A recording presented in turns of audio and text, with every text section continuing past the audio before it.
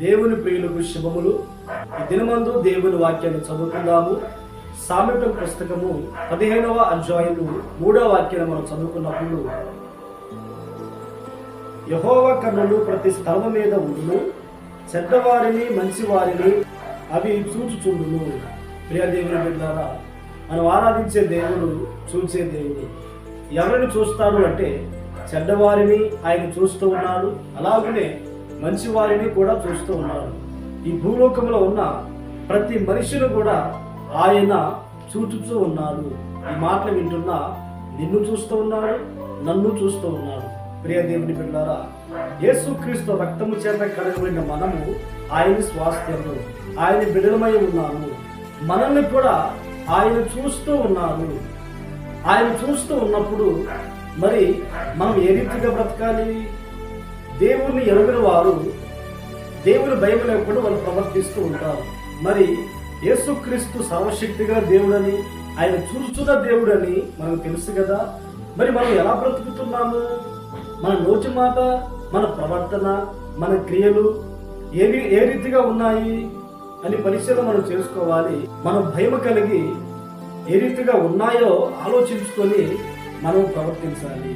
యేసుక్రీస్తు రక్తం చేత కడిగబడిన మనము, ఆయన్ని అంగీకరించిన మనము, ఆయన బిడ్డలుగా నడిపించబడుతున్న మనము ఆయన చూస్తూ ఉన్నాడనే భయముతో మనము ఈ లోకమందు ప్రవర్తించే వారముగా ఉండాలి. అలాగే ఆయన చూసే దేవుడు ఏం చూస్తున్నాడు?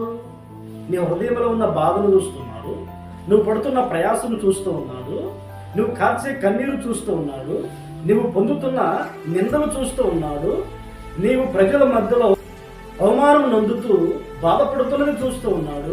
ప్రియ దేవుని బిడ్డలారా, నేను చూస్తూ ఉన్న దేవుడు నిన్ను దాటిపోక, నిన్ను విడిచిపెట్టక, నువ్వు ఏ విషయాన్ని బట్టి, ఏ సందర్భాన్ని బట్టి ఆవేదన పడుతూ కన్నెల మధ్యలో ఉన్నావో చూసే దేవుడు నిన్ను విడిపిస్తాడు. హాగరు అనే ఒక తల్లి బైబిల్ గ్రంథంలో ఉంది, మనకు తెలుసు.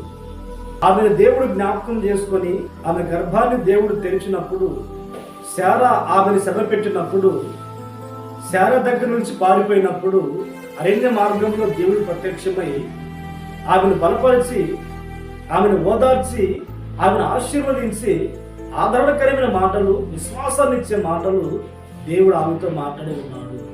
కారణం ఏమిటంటే దేవుడు ఆమె పరిస్థితిని చూచి ఉన్నాడు. ఐగుప్తు దేశంలో ఇశ్రాయేలు పడుతున్న కష్టాన్ని దేవుడు చూచాడు. చూచిన దేవుడు ఆ కష్టంలో నుండి విడిపించి ఉన్నాడు.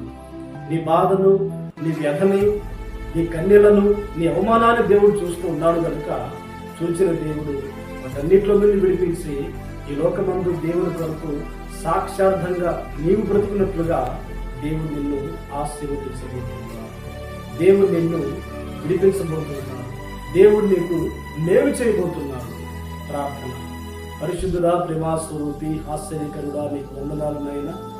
దినమందు మీరు చూసే దేవునిగా ఉన్నారు నాయనా, అందుకు స్తోత్రాలు చెల్లిస్తూ ఉన్నాము. మా ప్రవర్తన చూస్తూ ఉన్నారు, మా బాధలు చూస్తూ ఉన్నారు అయినా. మీరు చూస్తూ ఉన్నారని భయం కలిగి ప్రవర్తించటకు సహాయం అనుగ్రహించండి.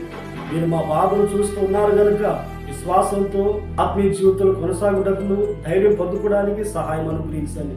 ఈ దినమంతా మీరు మాతో ఉండి ఆశీర్వదించి మహిమను పొందమని యేసు నామములో ప్రార్థించి అడిగి పొంది ఉన్నాము తండ్రి. ఆమేన్, ఆమేన్. దేవుడు మిమ్మల్ని ఆశీర్వదించును గాక.